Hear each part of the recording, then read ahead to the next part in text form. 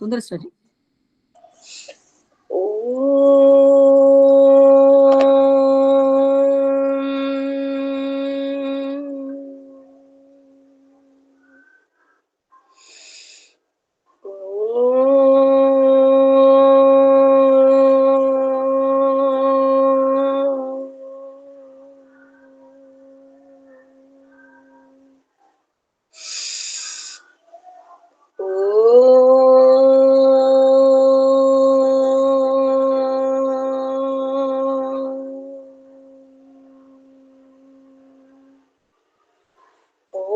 यो भूतं च भव्यं च सर्वं यश्चाधितिष्ठति स्वर्यस्य च केवलं तस्मै ज्येष्ठाय ब्रह्मणे नमः। त्वमेव माता च पिता त्वमेव त्वमेव बन्धुश्च सखा त्वमेव त्वमेव विद्या द्रविणं त्वमेव त्वमेव सर्वं मम देव देवा। भोगान् भुक्ता वयमेव भुक्तास् तपो न तप्तं वयमेव तप्तः। कालो न यातो वयमेव यातास् तृष्णा न जीर्णा वयमेव जीर्णाः। ధర్మప్రియ ఆప్త బంధువులారా, మాతృశక్తి ప్రతి ఒక్క ఆత్మకి గణతంత్ర దివస శుభాకాంక్షలు. అయితే ఈరోజు మనం కర్మ సిద్ధాంతంలోని అంశంలోనే ఆ అభిప్రాయాన్ని తీసుకుంటూ యజుర్వేదములోని ఒక మంత్రాన్నితో మనం ఈ ఉపన్యాసాన్ని ప్రారంభించుకుందాం. యజుర్వేదంలో ఒక చక్కటి మంత్రం వస్తుంది. ఆ మంత్రము మీ అందరికి కూడా తెలుసు. పరమాత్ముడు ఈ మానవ జన్మని మానవ రాష్ట్రవాదమును ప్రజాస్వామ్యమును ఎలా వృద్ధి చేసుకోవాలో పరమాత్ముడు మనకు చక్కగా చెప్తున్నాడు. అటులనే మనం ఋగ్వేదములోని కొన్ని మంత్రాలని గనక వినే ప్రయత్నం చేస్తే మానవుడు పూర్ణ ఆయువుని పొందాలి అంటే, దీర్ఘకాల వ్యాధుల నుండి తనంతాను రక్షించుకోవాలి అంటే, వ్యాధి బారిన పడకుండా ఉండాలంటే కూడా ప్రాణాయామము చాలా అనివార్యము అని పరమాత్ముడు మనకి వేదాల యందు ఉపదేశించాడు. కానీ మనం ఎంతటి దురదృష్టవంతులము అంటే, ఎలా లోకములో బిడ్డలు వృద్ధి చెందిన తర్వాత ఆ మహా ఉపకారము చేసినటువంటి బాల్య దశలో తల్లి ఏదైతే మలమూత్ర విసర్జనను శుద్ధి చేసి పెంచి పెద్ద చేస్తుందో ఆ తల్లి ఉపకారాన్ని కూడా మనం మర్చిపోతాం. అది ఏ జన్మకో కాదు, ఈ జన్మలోనే మనం మర్చిపోతాం. అటులనే ఈ జీవాత్మకు పరమాత్ముడు చేస్తున్నటువంటి ఉపకారాన్ని కూడా దాదాపుగా మనం మర్చిపోతూనే ఉంటాం. అందుకనే ఈనాడు ఈ విధమైనటువంటి వృద్ధితో కూడుకున్నటువంటి సమాజాన్ని చూస్తున్నప్పుడు మనకు జ్ఞానము భగవంతుడు ఎలా ఇస్తున్నాడు, దీనికి వేదముతో ఏమిటి సంబంధము అని పలు విషయాలు పలు మేధస్సులు చర్చిస్తూనే ఉంటారు. కానీ ఏ విధముగా పుట్టిన బిడ్డకు తల్లి యొక్క లాలన పాలన పోషణ కుటుంబ సభ్యుల యొక్క ప్రేమ, వ్యవహారము, శిష్టాచారము గనక ఆ బిడ్డకు లభించకపోతే మీరు గమనించండి, ఆ బిడ్డ కూడా పశువు వలె పెరుగుతుంది. పెద్దగా మేధాశక్తి వృద్ధి జరగదు. ఇంత వృద్ధి చెందుతున్నటువంటి సభ్య సమాజంలో కూడా ఎవరైనా సాహసించి తమ బిడ్డతోటి ఎలాంటి మాటల వ్యవహారము లేకుండా, ఎవరితో కూడా అటువంటి వ్యవహారము చెయ్యకుండా ఆ బిడ్డని ఒక గదిలో మనం ఒక 10 సంవత్సరాలు, 15 సంవత్సరాలు బంధింపజేసి కేవలం ఆహారం మాత్రమే ఒసంగి మిగతా ఎటువంటి వ్యవహారాలు ఇతరులతో చెయ్యకుండా, అటులనే మనము కూడా తనతో వాగాది వ్యవహారము చెయ్యకుండా మౌనంగా పెంచి మీరు చూడండి ఆ బిడ్డ యొక్క వికాసం ఎలా ఉంటుందో. అదే విధంగా సృష్టి ప్రారంభములో పరమాత్ముడే గనక ఈ అద్భుతమైనటువంటి మానవాళికి వేద ఉపదేశము గనక పరమాత్ముడు ఇవ్వనట్టయితే మానవుడు కూడా ఎట్టి పరిస్థితిలో వృద్ధిని సాధించేవాడు కాదు. జ్ఞానం వికసింపబడిన తరువాత మనం పరమాత్ముని యొక్క ఆ మూల వేదమును పఠించడం ఆపివేసినందువలన పదార్థ విజ్ఞానం అయితే మనం వృద్ధి చేసుకుంటూ వస్తున్నాం నేటికి కూడా. కానీ మీరు ప్రపంచాన్ని తీసుకోండి, హిందుత్వానికి మారుపేరుగా భారతదేశము, ఇక్కడున్న జనాభా సంఖ్యతో తీసుకోండి, ప్రపంచ జనాభా సంఖ్యతో తీసుకోండి, మొత్తం మీరు దాన్ని ఆ సంఖ్యనంతా ఒక చోట జమ చేసి ఆత్మతత్వాన్ని స్వయం తత్వముగా ఒప్పుకునే జనులు ఎంతమంది ఉన్నారో మీరు గమనించండి. ఆత్మని పరమాత్ముడు కూడా పుట్టించడు. ఆత్మ స్వయం శక్తివంతమైనది, అది స్వయం చైతన్య శక్తివంతమైనది, అది కూడా పరమాత్ముని వలె ఏక అనుకమే. దానికి ఎన్నడూ కూడా నాశనము లేదు అనే సిద్ధాంతాన్ని నమ్మే మానవ సమూహము ఎంత ప్రతిశతిలో ఉందో మీరు ఒక్కసారి గణన చేసి చూడండి. కారణం సనాతన ధర్మమైనా సరే లేదా వివిధ మతాలైనా సరే మూల గురువుని వదిలిపెట్టి గురు పరంపరలో మనం ముందుకు వెళ్ళిపోతూ ఉన్నాం. సాధన యోగాభ్యాసములో చాలా దిట్టమైన గురువులు మనకు ఈనాడు లభిస్తున్నారు. అత్యధిక ఉన్నత శిఖరాన్ని అధిరోహించిన యోగ గురువుల్ని మనం చూడగలుగుతున్నాం. మనం వాళ్ళతో వ్యవహరించినప్పుడు, వాళ్ళ మాటలు విన్నప్పుడు, వాళ్ళ యొక్క సన్నిధిలోకి వెళ్ళి ఆత్మతత్వాన్ని మనం వింటున్నప్పుడు గూఢమైన రహస్య విషయాలు మనకెన్నో తెలుస్తూ ఉన్నవి. అయినా కూడా మీరు చూడండి, అక్కడ కూడా వాళ్ళ ఆత్మతత్వాన్ని పరమాత్మ నుండే పుట్టిందనే చెప్తారు, కానీ పరమాత్మ నుంచి వేరుగా వారు ఒప్పుకోరు. కానీ త్రైతవాదాన్ని ప్రతిపాదిస్తుంది, ఆత్మతత్వాన్ని స్వయముగా ఒక భిన్న తత్వముగా చెప్పింది మాత్రం వేదమే. అటువంటి వేదాన్ని మనం పఠన పాఠనము, శ్రవణ శ్రావణము ఆపివేశాం.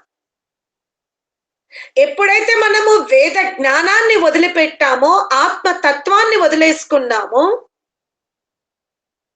అప్పుడే సమాజంలో అవినీతి, అత్యాచారాలు, కూటనీతులు పెరిగిపోయినవి.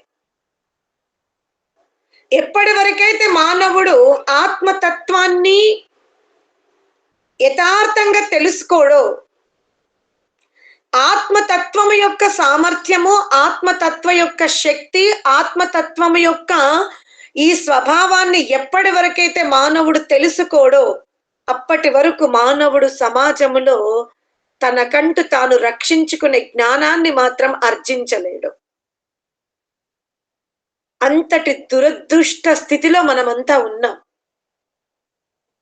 నిజంగా ఈనాడు మనం గణతంత్ర దివసం జరుపుకుంటున్నామంటే అసలు దీని వెనుక ఎంతమంది పోరాటం చేశారు, ఏ విధమైనటువంటి జీవనాన్ని సమర్పించారో వీలైనంత వరకు మీ ముందు పెట్టే ప్రయత్నం చేస్తా.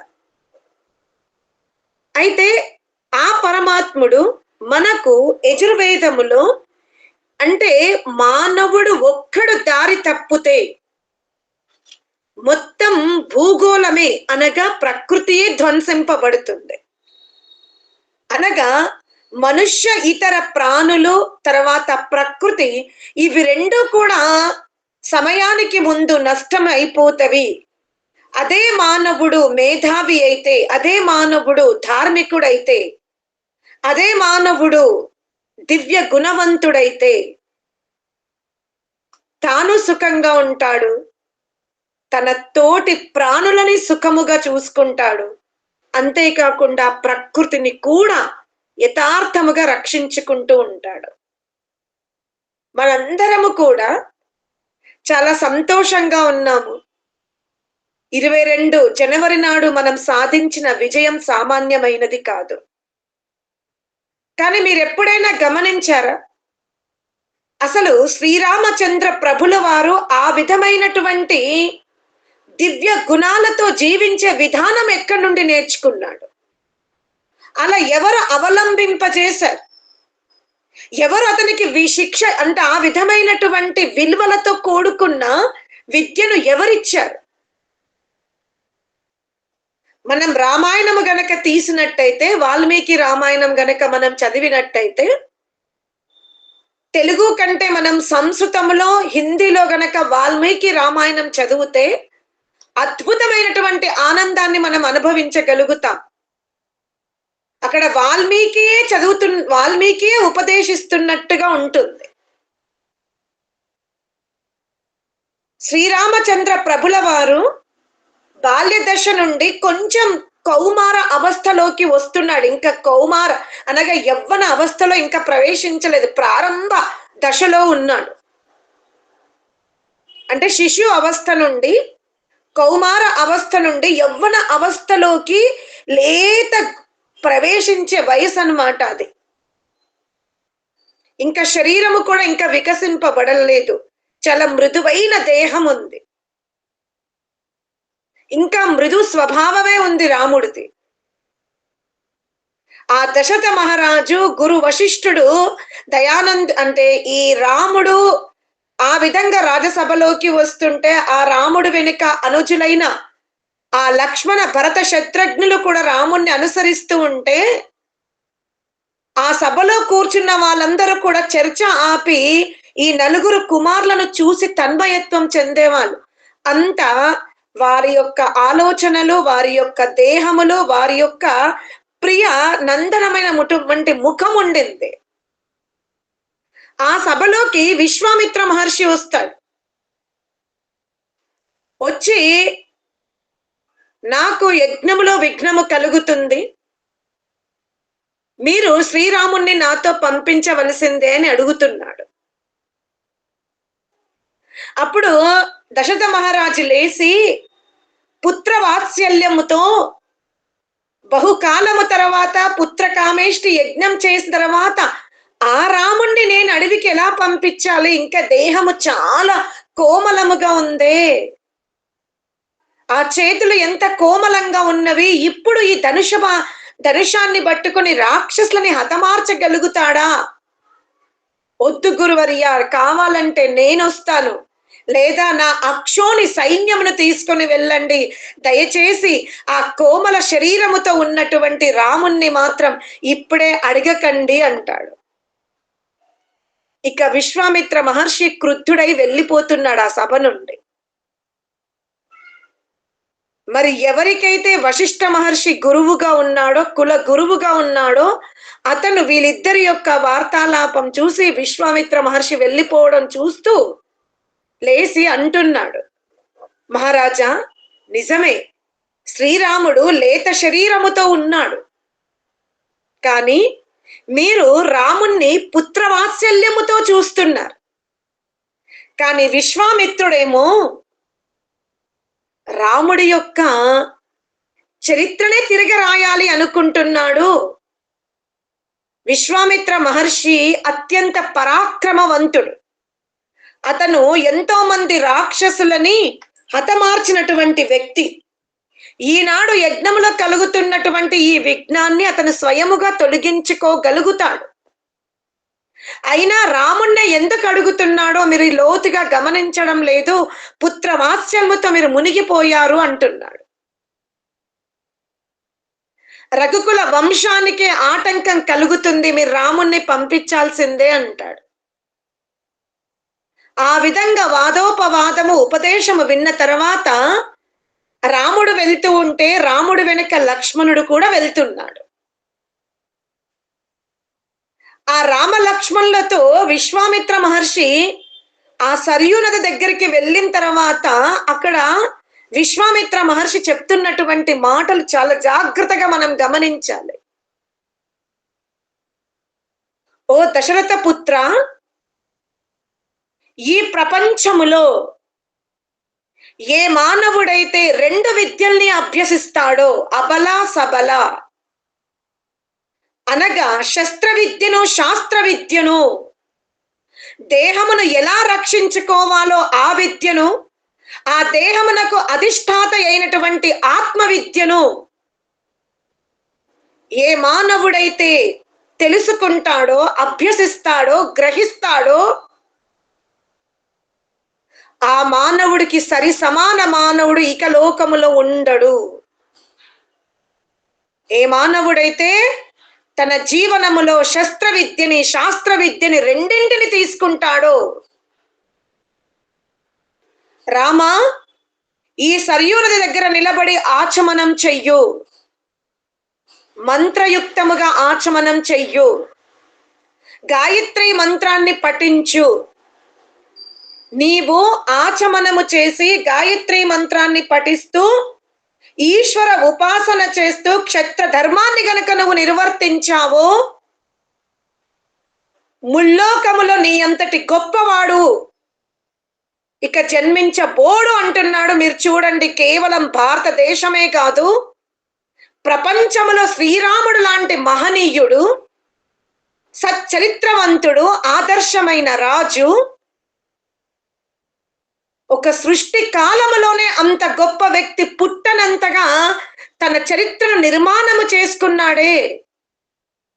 ఆ నిర్మాణం ఎలా జరిగింది అంటే గాయత్రి మంత్రం వల్ల జరిగింది. విశ్వామిత్ర మహర్షి చెప్తున్నాడు, రామా నువ్వు తప్పకుండా గాయత్రి మంత్రాన్ని పఠించవలసిందే. ఈ గాయత్రి మంత్ర పఠనము వలన నీ బుద్ధి ప్రజ్ఞాశక్తి అయి రితంభరా ప్రజ్ఞగా ఎదిగి నీకు సమాన రాజు కాని, సమాన మిత్రుడు కాని, సమాన శాస్త్రవేత్త కాని ఉండడు. అంతటి గొప్ప శక్తి ఉందే గాయత్రి మంత్రములో. మరి అటువంటి మహనీయుల యొక్క ఆత్మలని, ఆ మహనీయుల యొక్క చరిత్రని మనము మన శరీరమున ఎలా నింపుకోవాలి అంటే, మన శరీరంలో రక్తము, వాయువు, అన్నము ఎలా వితరణ జరుగుతుందో, ఎలా ప్రసారణం జరుగుతుందో, భారతీయ సనాతన ధర్మములో జన్మించిన మహాపురుషుల యొక్క చరిత్రను మనం ఎప్పటి వరకైతే నెమర వేసుకోమో, సాధన చెయ్యమో, ఆ మార్గములో మనం వెళ్ళమో అప్పటి వరకు ఈ ధర్మం పైన ఆటంకాలు జరుగుతూనే ఉంటవి.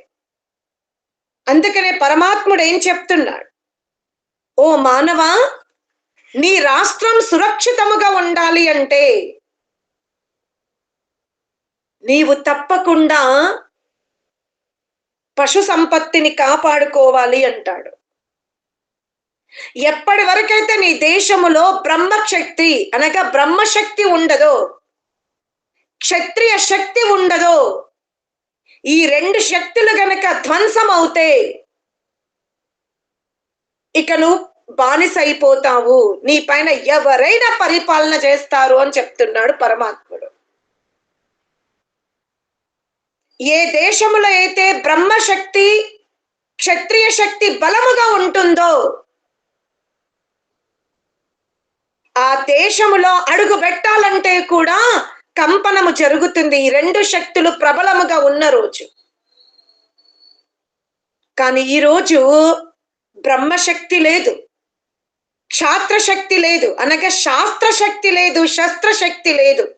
కేవలం ఉపభోగ శక్తి పెరిగిపోవడం వల్ల దేశము, ఈ దేశ ప్రజలు ఎంత బానిసత్వాన్ని అనుభవించారో మీకు చరిత్ర చదివితే అర్థమవుతుంది. ఆ పరమాత్ముడు ఏం చెప్తున్నాడు? ఓం ఆ బ్రహ్మన్ బ్రాహ్మణో బ్రహ్మవర్చసి జాయతాం ఆరాష్ట్రే రాజన్యః శూర ఈశవ్యో దివ్యాదిమః రతో జాయతాం दोत्रीं धेनोर्वोढा आनड्वान् आशुः सप्तिः पुरन्धिर्योषा जिष्णुरथे ष्टाः सभेयो युवास्य यजमानस्य वीरो जायताम्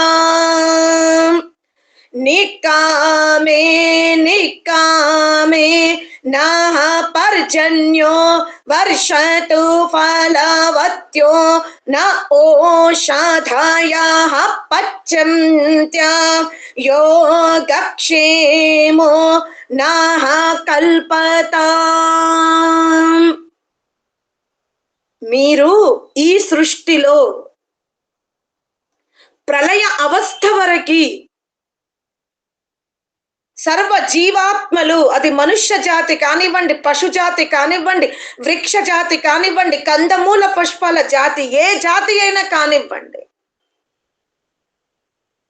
అవన్నీ సుఖాన్ని ఇవ్వాలి అనుకుంటే ముందు మీ రాష్ట్రములో బ్రహ్మశక్తిని చాలా దృఢపరచుకోండి అంటున్నాడు పరమాత్ముడు. ఏ దేశంలో అయితే బ్రహ్మశక్తి ఉండదో, ఏ దేశంలో విద్వాంసులు, విదూషిమనులు, తపస్సులు, యోగులు, యోగ పుంగవులు ఉండరో ఆ దేశం ఎప్పుడు కూడా విదేశీయులతో పాదాక్రాంతమైపోతుంది అని చెప్తున్నాడు.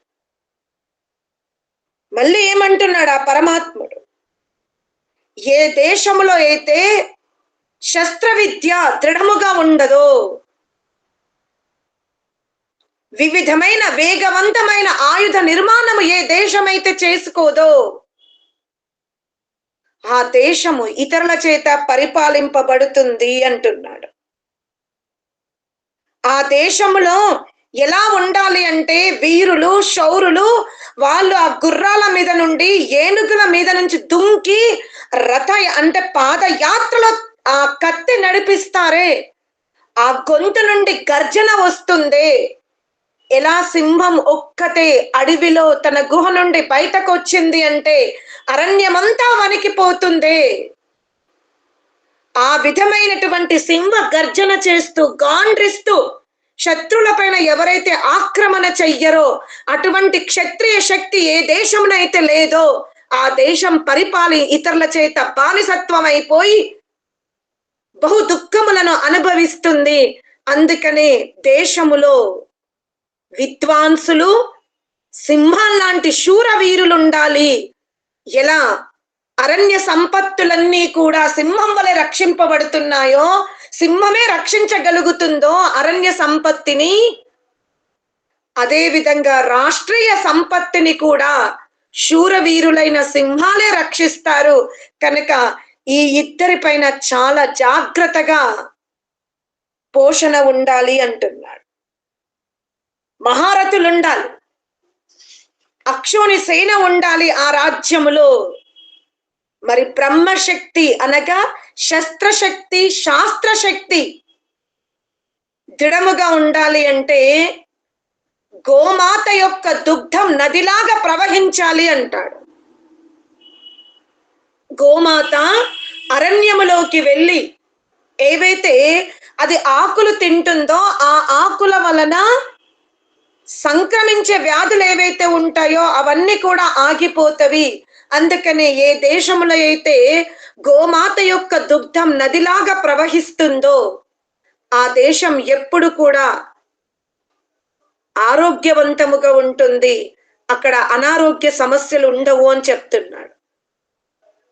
ఇంకా ఎలా ఉండాలి అంటే ఆ దేశంలో ఎద్దులు, బలమైన ఎద్దులు, పొడుగాటి ఎద్దులు ఉండాలి అని చెప్తున్నాడు. ఇక గుర్రాలు కేవలము మనం అనుకుంటాం గుర్రాల కంటే ఇప్పుడు విమానాల ద్వారా మనం యుద్ధం చెయ్యగలుగుతున్నాం కదా అని. కానీ గుర్రములకున్న ఒక గొప్పతనం ఏమిటి అంటే మీరు ఎంత పెద్ద వాహనాలని కూడా ఉపయోగించండి, ఆ గుర్రముకున్న శక్తి ఆ వాహనాలకు ఉండవు. గుర్రము శత్రువు యొక్క ధ్వనిని విని తన స్వామిని రక్షించుకోవడానికి తన తలను అడ్డు పెట్టి తన స్వామిని కాపాడుకుంటూ ఉంటుంది. అది ఎత్తు ప్రాంతము నుండి కూడా దుంకుతుంది, తన స్వామిని మాత్రం కాపాడుకుంటుంది. అందుకనే ఏ దేశంలో అయితే శీఘ్రగామి అయిన గుర్రములుండవో, అశ్వముల రక్షణ ఏ దేశమైతే కోల్పోతుందో ఆ దేశం పరాదేశం అవుతుంది అంటున్నాడు. ఇంకా యోష, ఏ దేశములో అయితే వీరత్వము కూడిన స్త్రీలు ఉండరో, విద్యావంతులైన పరాక్రమవంతులైన స్త్రీ జాతి ఉండదో ఆ దేశం అతి శీఘ్రముగా నష్టపోతుంది అంటున్నాడు. అంటే ఒక దేశం సుభిక్షముగా ఉండాలి అంటే బ్రాహ్మణ శక్తి, క్షాత్ర శక్తి, పశు సంపత్తి, స్త్రీ శక్తి, ఈ 4 గనక ఏ దేశవాసులైతే కాపాడుకుంటారో ఆ దేశం ఎప్పటికి కూడా పరాధీనం కాదు అంటున్నాడు. నిజముగా ఆంగ్లేయులు మన దేశానికి వచ్చినప్పుడు వాళ్ళు ఒక వందల్లో వచ్చారు. మరి ఈ దేశాన్ని ఎలా పరిపాలించగలిగారు వాళ్ళు? కోట్ల జనాభా ఉన్నటువంటి భారతదేశాన్ని ఆంగ్లేయులు ఎలా పరిపాలించగలిగారు? అది మనం ఒకసారి ఆలోచిస్తే కండ్లల్ల నుంచి మనకు రక్తం వస్తుంది. కేవలం ఈర్ష, అసూయ, మూఢనమ్మకాలు, అంధవిశ్వాసాలు, ఈ అవగుణాల వలన ఆంగ్లేయులు మన దేశాన్ని అతి శీఘ్రంగా పరిపాలించగలిగారు. నిజముగా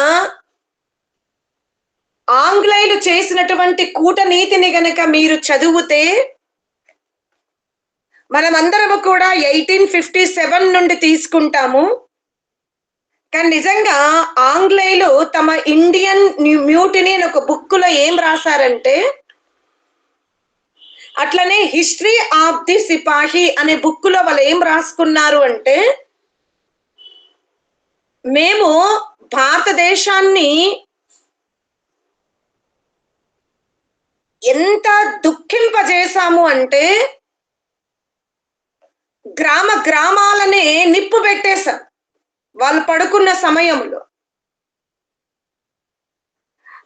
ఎవరన్నా ఆ నిప్పు యొక్క వేడికి మేలుకొని అరుపులు చేసి తప్పించుకుంటే వాళ్ళని మేము భయంకరంగా షూట్ చేశాం. ఒక్కరిని కూడా ఆ గ్రామము వదిలిపెట్టకుండా భయంకరముగా వాళ్ళని పడుకున్న సమయములో వాళ్ళ యొక్క ఇండ్లని మేము కాల్చి దగ్ధబీజం చేశాము. ఎవరైనా తప్పించుకుంటే తుపాకీ గోలుతో కాల్చి చంపాము. ఇంకా ఏం చేశారు అంటే, ఎవరైనా ఆంగ్లేయుల విరుద్ధముగా పోరాడితే వాళ్ళు రాసుకున్నటువంటి ఈ గ్రంథాలలో వీర సావర్కర్ రాస్తాడు, ఈ అడవిలోకి తీసుకెళ్ళి కూరగాయలని తెంపి తెచ్చేవాళ్ళు కడగకుండానే దుంపగడ్డలు కానివ్వండి, ఆకుకూరలు కానివ్వండి, పండ్లు కానివ్వండి, ఏదైనా కానివ్వండి,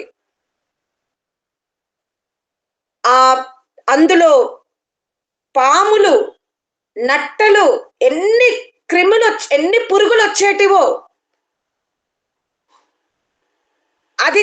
అది వాళ్ళు తినే కూరలో కడగకుండా, శుద్ధి చెయ్యకుండా అలాగే ఉడికించే వాళ్ళంట. ఆ క్రాంతికారులు ఆ భోజనాన్ని తింటూ ఉంటే ఆ ముద్దలో పాము ఎముకలు, పాము యొక్క శరీరము ఈ విధంగా భయంకరంగా ఉండేదంట. వీళ్ళు వెళ్ళి ఇది మనుషులు తింటారా అని అంటే వెనుక నుండి తుపాకీతో వీపు మీద కొడితే ఆ నొప్పి ఎంత తీవ్రంగా ఉండేది. అయినప్పటికీ కూడా ఒక్కొక్కసారి ఆంగ్లేయులు మాట్లాడుకుంటూ ఉంటే ఆ విని ఏం చెప్తున్నారు ఈ క్రాంతికారులంటే, ఈ భారతదేశము అంటే ఇండియా మదర్, ఈ భారత మాత ఎంతటి గొప్ప వీరులకి జన్మనిచ్చిందంటే వీళ్ళు ఎంత దుఃఖం అనుభవిస్తూ కూడా ఏమైనా పోరాడదాం, మనం ప్రాణం పోతే పోని, కానీ వాళ్ళు దేశానికి స్వాతంత్రం రావాలనే లక్ష్యాన్ని మాత్రం వదులుకోలేదంట. యజ్ఞోపవీత దారులను కూడా ఎంత ఘోరముగా ఆ అంత పవిత్రమైన సూత్రాన్ని ఎంత అపవిత్రముగా చేసేవారంట, ఎంత వ్యంగ్యంగా నవ్వేవారో.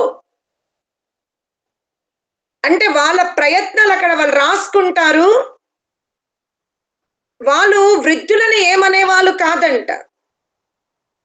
ఏ తల్లి అయితే పాలిస్తుందో ఆ పిల్లవాడు ఏడుస్తూ ఉంటే ఒకవైపు తల్లి స్తన్యాన్ని కప్పనిచ్చే వాళ్ళు కాదంట. ఆ పసికందు ఏడుస్తూ ఉంటే తల్లి స్తన్యము నుండి పాల ప్రవాహము జరిగేది. అటు పిల్లవాడు ఎక్కి ఎక్కి ఏడుస్తూ ఉన్నా ఆంగ్లేయులు మాత్రం క్రాంతికారులని చెట్లకు కట్టేసి మీరు మాకు విరుద్ధముగా ఆజాదీ దో అని గనక మీరు నినాదం చేస్తే అని ఆ తల్లి స్తన్యము దగ్గర తన్నే వాళ్ళంట. అయినా కూడా వాళ్ళు చెట్టుకి వేలాడబడుతున్నారు. కానీ ప్రతి ఒక్క భారతీయ పుత్రికలు మాకు స్వాతంత్రమే కావాలి అని వాళ్ళ ఆ విధమైనటువంటి హింస ఎంత చేశారంటే భయపడిపోయి ఇక మళ్ళీ ఎవరు కూడా స్వాతంత్రం రావాలి అనే పదము వినకూడదు, వినిపించకూడదు, ఎవ్వరి నోటి నుండి రాకూడదు. ఆ విధమైనటువంటి ప్రయత్నం కోసం ఆంగ్లేయులు చేసిన కూటనీతి, దండన, కర్కశము భయంకరంగా వ్యవహరించినప్పటికీ కూడా ఏ భారతీయుడు కూడా అనగా క్రాంతికారులు తమ దేశానికి స్వాతంత్రం కావాలని తమ జీవితాన్ని జైళ్ళల్లో మగ్గింపజేసుకున్నారే. ఒక్కసారి వాళ్ళ పేర్లు చదువుకుంటూ వెళ్ళిపోతాం. 1857లో ఎవరైతే క్రాంతికారులు ఆంగ్లేయులకి విరుద్ధంగా పోరాటం స్టార్ట్ చేశారో ఆ సంవత్సరం నుండి అందులో క్రాంతికారి చాపేకర్, బాల్ గంగాధర్ తిలక్, సావర్కర్, అలీపూర్, ఉల్లాస్కర్, వారేంద్ర ఘోష్, ఉపేంద్రనాథ్, మదన్ లాల్ ఢీంగ్రా, కర్తార్ సింగ్ బలవంత్ సింగ్, బాల్ ముకుంద్, ఖుదీరామ్, ప్రఫుల్ల కుమార్, గేందాలాల్, క్రాంతికారి రాస్ బిహారీ, షహీద్ ఖుషీరామ్, క్రాంతికారి సోహన్ లాల్, బాపు విపిన్ చంద్రపాల్, లాలా లజపత్ రాయ్, అచ్యుతరావ్ కోల్హట్కర్, అథావలే, హరికిషన్ లాల్, గోవర్ధన్ దాస్, రామ్ భజన్ చౌదరి, దీవాన్ మంగల్ సేన్, సత్యపాల్, సైఫుద్దీన్ కిచులు, మజహరి అలీ, పరమానంద్, లాలా లాల్ చంద్, మాఖన్ లాల్ చతుర్వేది, సుందర్ లాల్, మహాత్మా భగవాన్ దీన్, ఆర్ అరవింద్ ఘోష్, ఠాకూరి, రామ్ ప్రసాద్ బిస్మిల్, అష్ఫాక్ ఉల్లా ఖాన్, సర్దార్ భగత్ సింగ్, శివరాం రాజ్గురు, సుఖదేవ్, చంద్రశేఖర్ ఆజాద్. ఇక స్త్రీల పేర్లు కూడా మీరు చదువుతూ ఉంటే అసలు స్త్రీల త్యాగాన్ని మనం గమనించినట్టయితే అస్సాంలో వీళ్ళు ఆంగ్లేయులకి విరుద్ధముగా చాలా ముందే పోరాటం స్టార్ట్ చేశారనమాట.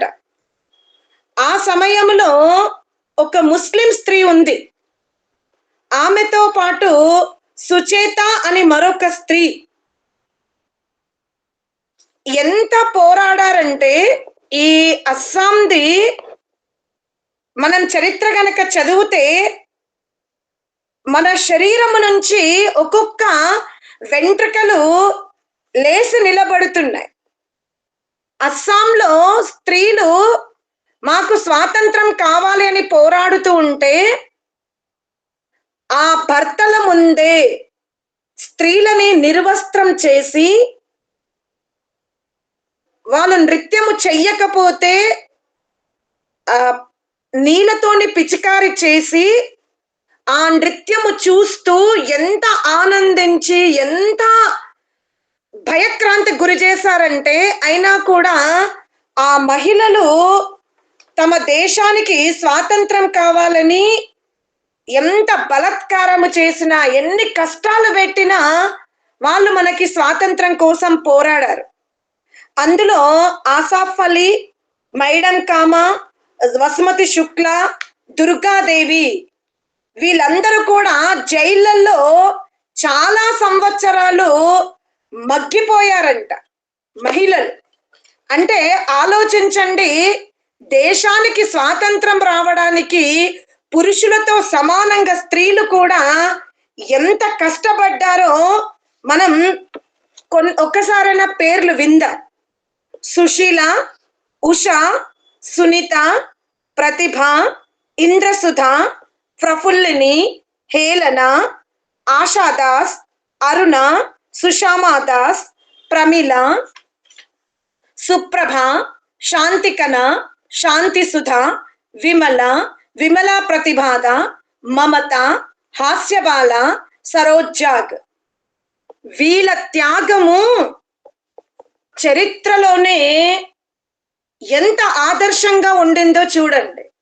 కానీ ఈ స్త్రీల యొక్క చరిత్రని అంటే దేశానికి స్వాతంత్రం రావడానికి మన వాళ్ళు జైళ్ళల్లో ఎంత కష్టపడ్డారు. జీవించి ఉన్నప్పుడే గ్రామానికి మధ్యలో తలకాయలు కిందికి పెట్టి కాళ్ళు పైకి వ్రేలాడదీసి కుక్కల్ని వాళ్ళ మీదికి వదిలినా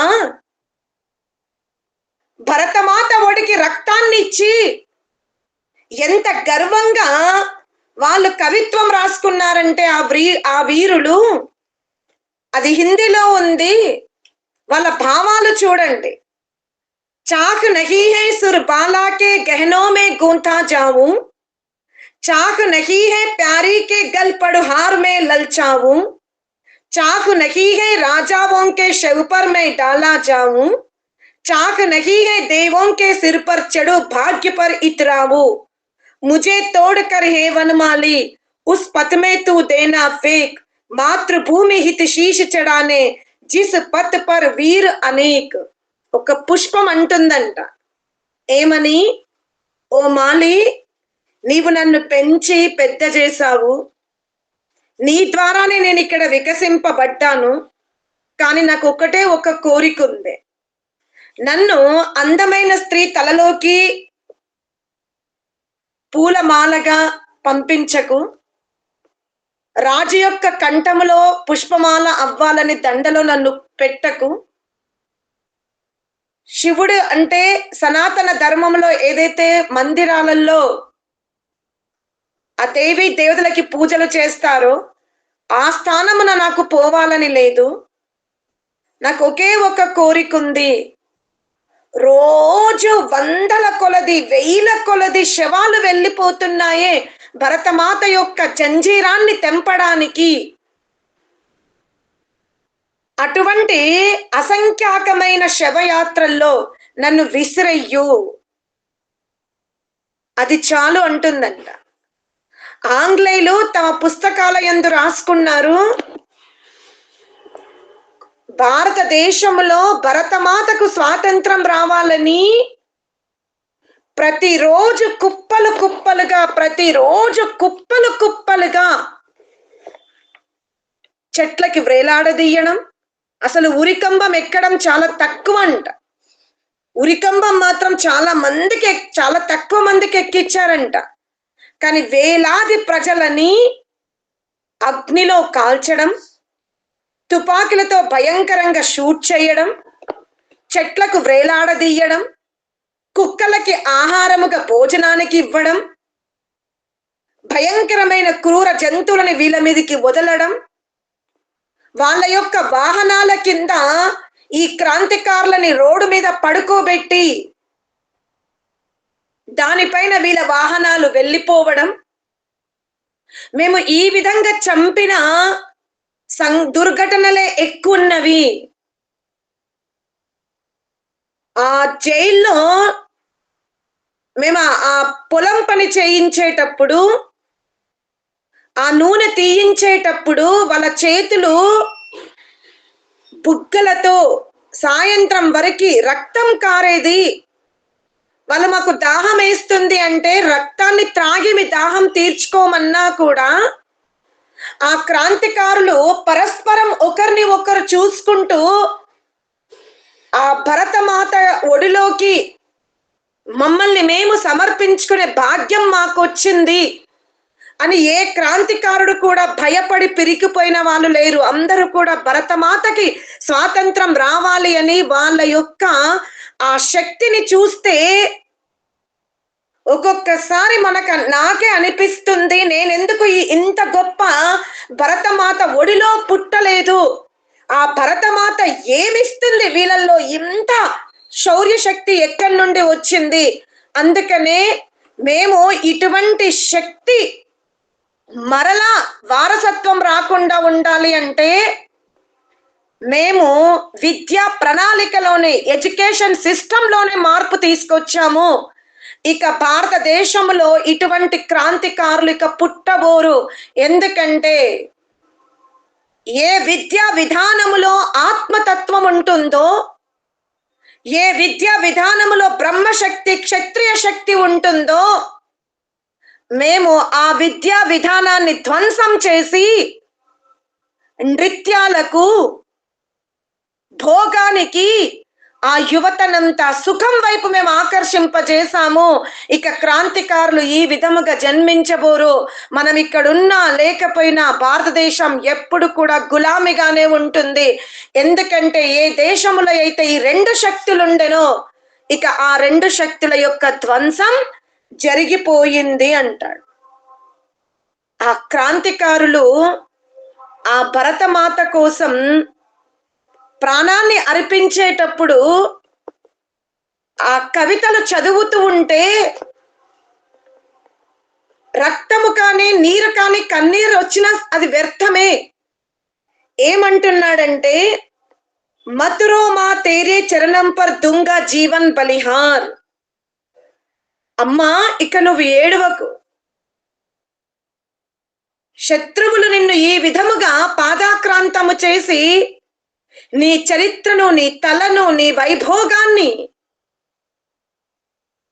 నీ భారతీయ సనాతనమైన దానికి సమానమైన సంస్కృతి ప్రపంచములో ఉండబోదో, ఏది సర్వే భవంతు సుఖినః సర్వే సంతు నిరామయాః అందో, ఏ దేశములో పాలు ప్రవహించేటివో, ఏ దేశవాసులు ఉదయం సాయంత్రం పాలను గ్రహించి నిద్రపోయే వాళ్ళు, ఇక ఆ దేశవాసులు పాలు త్రాగడం ఆపివేసి విదేశీయుల యొక్క సభ్యతతో మత్తు పదార్థం సేవిస్తున్నారని నువ్వు ఏడుస్తున్నావే, తల్లి ఇక ఏడువకు. హృదయ రక్త జల్ సే భీ ధో దూంగా బహతీ హుయి ఆంసూ కి ధార్. నేను ఈ రోజు చెప్తున్నాను, అష్ఫాకుల్లా లాంటి క్రాంతికారులు తమ జైల్లో రాసుకున్న కవితలు ఇవి. రామ్ ప్రసాద్ బిస్మిల్ లాంటి మహా క్రాంతికారులు ఎంతటి భావాలని జైల్లో పరస్పరం చెప్పుకునే వాళ్ళు చూడండి. దినమంతా ఆంగ్లేయుల యొక్క పీడకు పీడింపబడి రాత్రిపూట వాళ్ళందరూ జైల్లో పెద్ద పెద్ద గొంతుతో గ్రామంలో ఎవరైనా పడుకున్నారో వాళ్ళకు కూడా వినిపించేలాగా ఈ కవిత్వాలు పాడేవాళ్ళంట వాళ్ళు. హేమా, నా హృదయంలోని ప్రతి చుక్క, నా శరీరంలో ఉన్న ప్రతి రక్తము నేను ప్రవహింపజేసైనా సరే నేను నిన్ను తప్పకుండా ఈ ఆంగ్లేయుల నుండి విడిపిస్తాను అంటున్నాడు. శీష చడా దూంగా మా తేరే పద్మ కమలం పర్ పుష్ప సమాన్. ఎలా ఒక చిత్రానికి పుష్పాలు ఎక్కిస్తామో మా క్రాంతికారుల యొక్క తలలన్నీ కూడా దండగా మార్చి, అమ్మా నీకు మేము మాలగా మారిపోతాము, ఇక నువ్వు భయపడకు అంటున్నారంట. దేకు కోన్ దేకుతా హే అబ్ జననీ తుజ్కో నయన్ తరేర్. మళ్ళీ ఎవ్వరు కూడా ఈ దేశాన్ని ఆక్రమణ చెయ్యకుండా నీ కళ్ళల్లో ఒక తేజస్సు ఉందే, ఆ తేజస్వి మాతవైన నువ్వు మాలాంటి బిడ్డలుండగా నీ యొక్క ఉగ్ర రూపము ఎప్పుడు కూడా శాంతింపబడకూడదు మా అంటున్నాడు. కట్ జాయంగే తేరే బంధన్ పహనేగి తు జై కా హార్. మత్ రో మా అబ్ శేష్ రహే హే దుఃఖ్ కే దిన్ బస్ దో హీ చార్. కొన్ని రోజుల్లోనే అమ్మా నువ్వు ఏడవకు, నీ గర్భములో చాలా వీరాది వీరులు జన్మించారు, నిన్ను తప్పకుండా ఈ ఆంగ్లేయుల నుండి ముక్తినిచ్చే వాళ్ళు హాయిగా నిద్రపోతారు. ఎక్కడికి వెళ్తామమ్మా, మళ్ళీ నీ ఒడిలోనే మేము జన్మిస్తాము అని శరీరము, నోట్లో మట్టి, చేతుల్లో పాము, రకరకాల విషపురుగుల యొక్క అవయవాలు ఆ కూరలో, ఇంత భయంకరమైనటువంటి ఆహారాన్ని భుజించి కూడా క్రాంతికారులు నవ్వుతూ ఆ భోజనాన్ని ప్రసాదముగా తిని దేశానికి స్వాతంత్రం తీసుకొచ్చారే. ఎంత కష్టపడితే ఈ దేశానికి స్వాతంత్రం వచ్చిందో, ఎంతమంది మహిళలు తమ తమ మానభంగాన్ని ఆ ఆంగ్లేయుల యొక్క కూటనీతికి బలి చేస్తే ఈ దేశానికి స్వాతంత్రం వచ్చింది. నిజంగా స్వాతంత్రం ఎప్పుడు ప్రారంభమైంది అంటే 1764లో మనం స్వాతంత్రం రావాలని పోరాటం స్టార్ట్ చేశాము. ఆంగ్లేయుల నుండి మన పోరాటము మొట్టమొదటిసారి 1764 సితంబర్ లో, మళ్ళీ 1795లో, మళ్ళీ 1806లో, ఆ తర్వాత విశాల రూపము ధరించింది 1857. అనగా దేశానికి స్వాతంత్రం రావడానికి 1764 నుండి పోరాడితే, అంటే 1764వ సంవత్సరం నుండి ఎంతమంది క్రాంతికారిణీలు ఈ దేశానికి బలైపోతే మనం 1947లో స్వాతంత్రం తెచ్చుకోగలిగాము. అంటే దాదాపు 200 సంవత్సరాలు రోజు ఎలా గుంపులుగా శవాలు ఆంగ్లేయులు చంపిపెట్టారో, అయినా కూడా ఆ భరతమాతని మనం ముక్తి చేసుకున్నాం. కానీ ఏమిటి లాభం?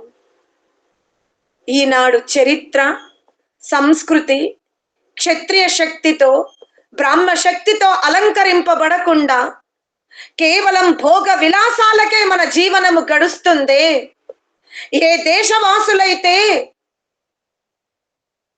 పవిత్రమైన పాలు త్రాగి ఆరోగ్యాన్ని కాపాడుకుంటూ నిరంతరం యోగాభ్యాసము చేసి శరీరముతో బలమైన వ్యాయామము చేసి తమకు తాముగా సింహాలుగా, పురుష సింహాలుగా నిర్మాణము చేసుకున్నారు, ఏ దేశములో అయితే విధవలు లేకుండెనో, ఏ దేశంలో అనాథలు లేకుండెనో, ఏ దేశంలో దారిద్ర్యము లేకుండెనో, అటువంటి సంపన్నమైన అన్నపూర్ణ అయిన భాగ్యశాలి అయిన భారతదేశంలో ఈరోజు పాలుండే స్థానంలో ఏమి సేవిస్తున్నాము, ఏమి జరుగుతుంది? ఆ భరతమాత మరలా మనందరినీ అడుగుతుంది, ఓ బిడ్డల్లారా, 1764లో నా పుత్రులందరూ కూడా యజ్ఞోపవీతాన్ని తీసేస్తేనే ఏడ్చి కూడా స్వాతంత్రం తీసుకొచ్చారే. పొలములో పండిన పంటని వీళ్ళతోనే తెంపి కడగకుండా భుజించినా కూడా నా కోసం అంకితం అయిపోయారే. అటువంటి వారసత్వంలో జన్మించిన మీరు ఈ రోజు ఈ సంస్కృతి కొరకు, ఈ సనాతనమైన ధర్మము కొరకు కనీసం మీరు జీవించి ఉన్నంత కాలమన్నా ఆరోగ్యంగా జీవించుట కొరకన్నా మీలో ఏమైనా క్రాంతి ఉందా అని భరతమాత అడుగుతుంది.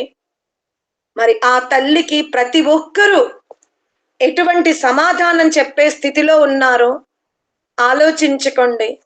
దేశానికి స్వాతంత్రం, 200 సంవత్సరాలు నిరంతర పోరాటం, రక్త ప్రవాహాలతో కోటాన కోట్ల శవాలు కట్టయినప్పుడు, ఎంతో మాతృశక్తి తన మానభంగాలను సహించినప్పుడు ఈ స్వాతంత్రం వచ్చింది. దాన్ని మనం కాపాడుకుంటామా? ఆంగ్లేయులు అనుకున్నట్టుగా భోగానికే ప్రాధాన్యత ఇచ్చే దేశముగా మనం మారుతామా? అది మనందరిపైన ఉందని చెబుతూ ఈ అవకాశం ఇచ్చిన మీ ఆత్మలందరికీ కూడా ధన్యవాదాలు తెలుపుతూ సెలవు తీసుకుంటున్నాను. ఓం శాంతి శాంతి శాంతి.